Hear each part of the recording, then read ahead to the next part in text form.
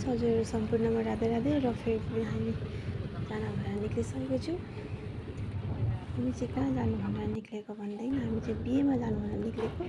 त्यहाँ चाहिँ छोरा म मेरो हस्बेन्ड र आमा जानु भनेर निक्लेको छौँ। हामी चाहिँ जहाँ चाहिँ जानु निक्लेको बहुत दूरै रहेछ। म चाहिँ धेरै टाढा चाहिँ जानु सक्दिनँ गाडीमा र यतातिर चाहिँ अब चाहिँ आइपुग्न आँटिसकेको छ भनेर अलिकति खुसी चाहिँ लाग्यो। र फाइनली यता चाहिँ आइपुगिसक्यौँ हामी चाहिँ बिहेमा। र आउने बित्तिकै दिदीहरूसँग बाहिरै भेटजेट भयो र बिहे घरमा भित्रको लागि एन्ट्री पनि गरिसकेको छौँ गाइस। र यो भिडियो चाहिँ हिजोको हो र हिजो चाहिँ अपलोड गर्न सकिनँ। अब त्यस्तै बिहामा हामीले कसरी गर्न सकिँदैन र आज चाहिँ घरमा आएर अपलोड गर्दैछु। र यतिखेर बेहुलीहरू फोटो सुट गर्नुहुँदैछ र म चाहिँ आउँदा आउँदै बमिहरू गरेर नभन्नु यति नै अवस्था खराब भयो। र एकछिनपछि नै हामी चाहिँ खाना खानु भनेर गयौँ। र यता चाहिँ मेरो पेङ्गीको भाइ हुनुहुन्छ र हामीले खाना खायो बसिरहेको थियौँ।